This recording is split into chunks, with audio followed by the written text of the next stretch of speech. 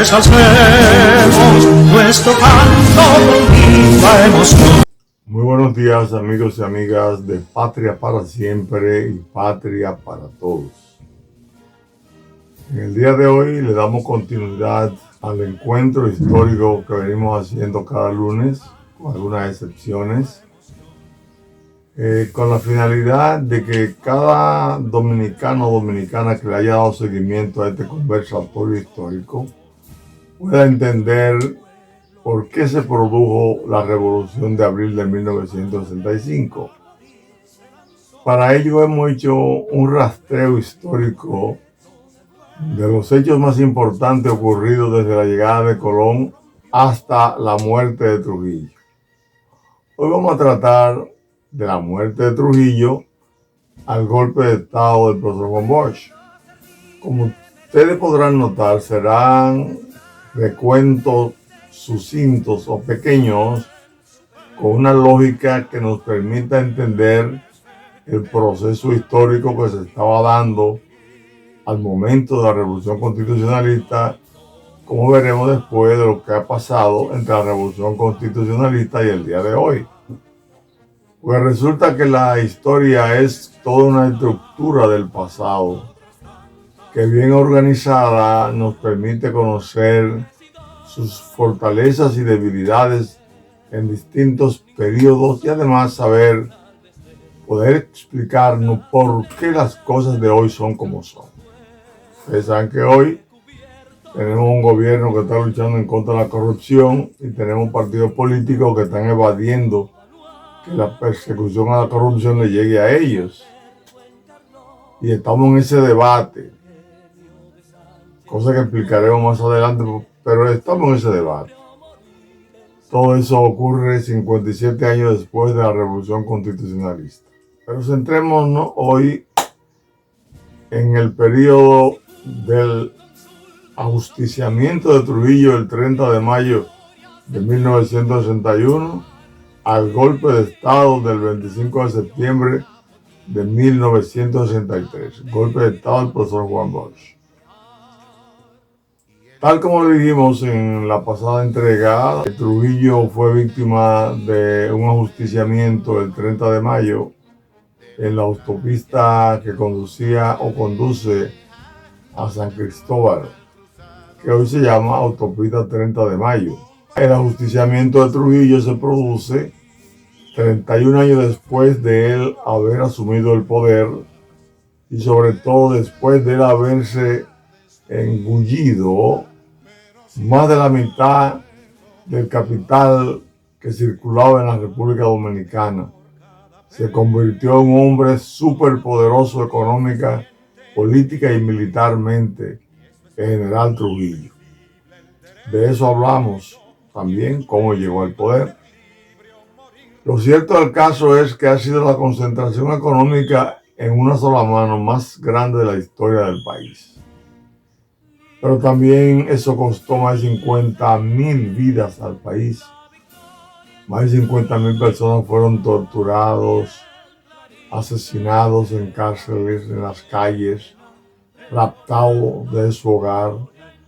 Algunos, como Jesús de Galíndez, fueron raptados en el exterior y eliminados porque erróneamente los dictadores creen que nacieron para semillas.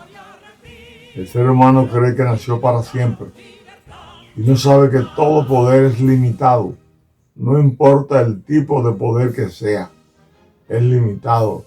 Limitado como es la niñez, como es la juventud, como es la vejez, como es la vida.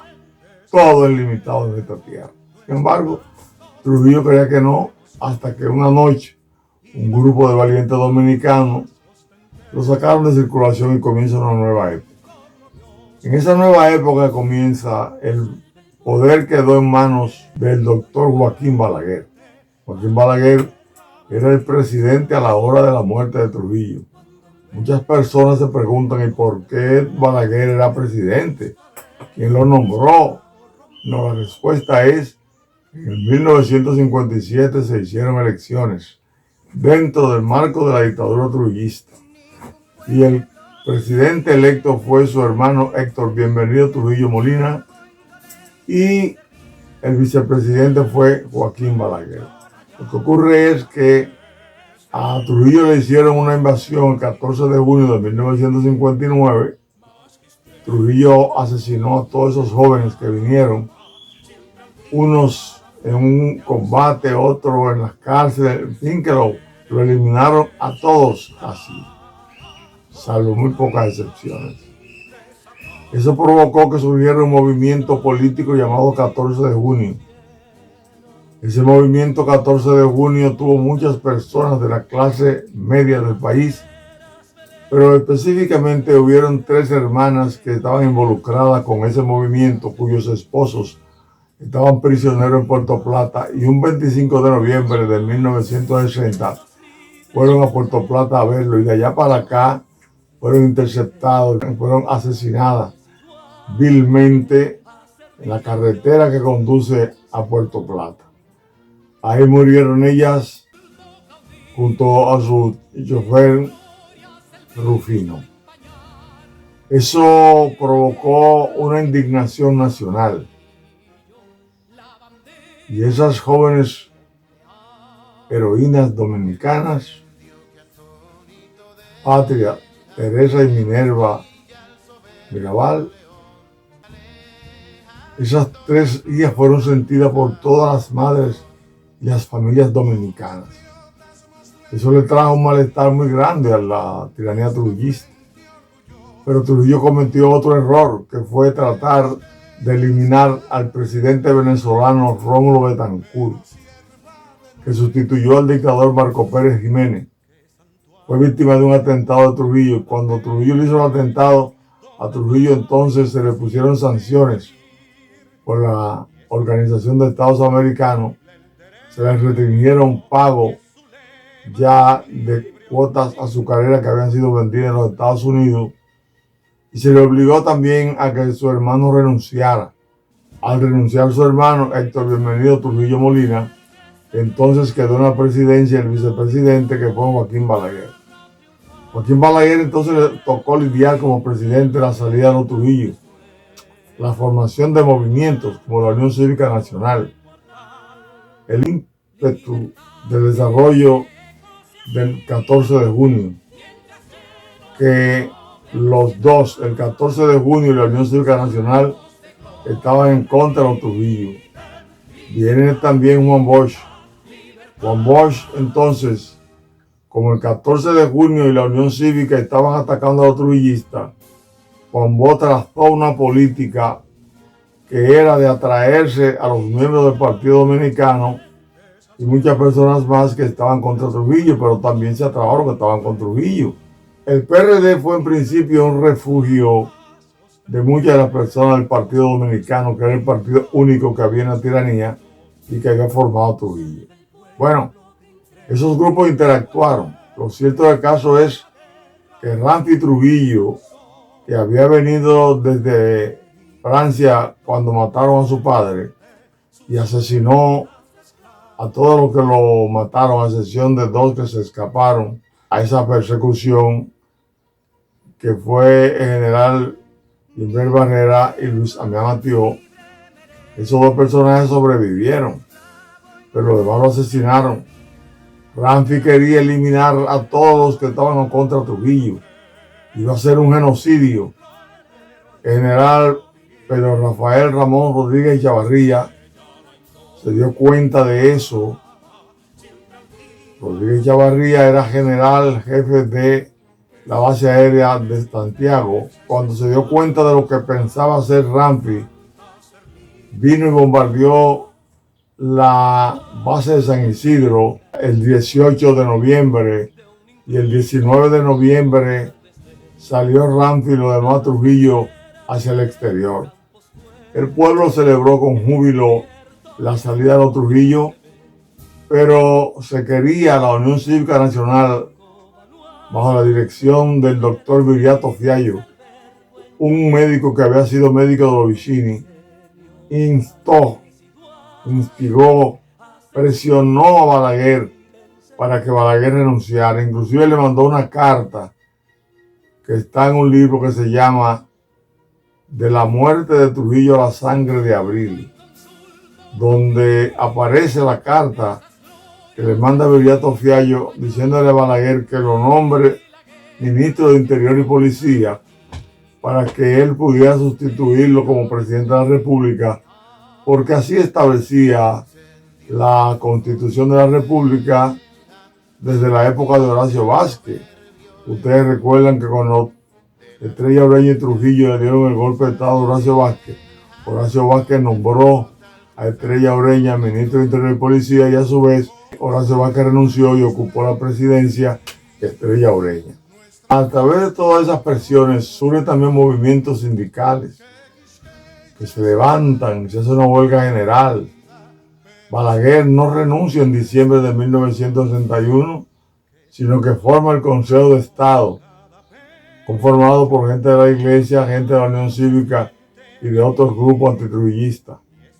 Pero a los 16 días, Balaguer, en coordinación con el general Rodríguez Chavarría, dan un golpe de Estado al propio Consejo de Estado y llevan a la base aérea de San Isidro a los miembros del Consejo de Estado, que no era Balaguer, para dejarlos prisioneros en tanto funcionaba el nuevo Consejo de Estado que había formado Joaquín Balaguer. Ese Consejo de Estado fue repelido en 42 horas y se hicieron prisioneros entonces a Rodríguez Chavarría y todo lo que estaban haciendo a veces de golpistas de ese Consejo de Estado, y fueron llevados bajo la dirección del coronel Rafael Tomás Fernández Domínguez, Camaño de Ño, el mismo Wessing y Wessing.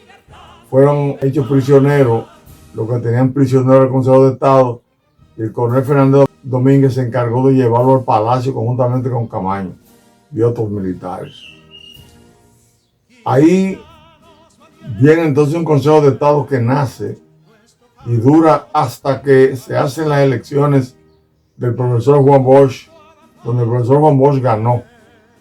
Eran dos partidos bien fuertes, la Unión Cívica Nacional y el PRD, pero ganó el PRD básicamente porque hubo, un par de noches antes, un debate entre el padre Láutico García y Juan Bosch, donde Juan Bosch le demostró al padre Láutico García que no era comunista.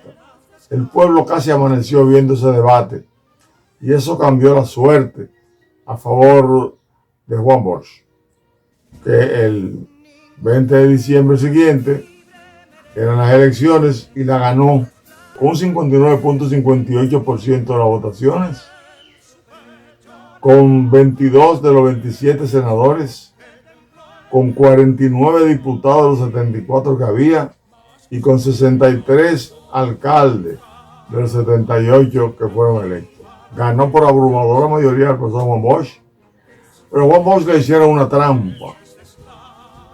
Se dio entonces una situación en Palmasola, donde allí murió el general Rodríguez Reyes, que era el posible ministro de la Fuerza Armada de Juan Bosch.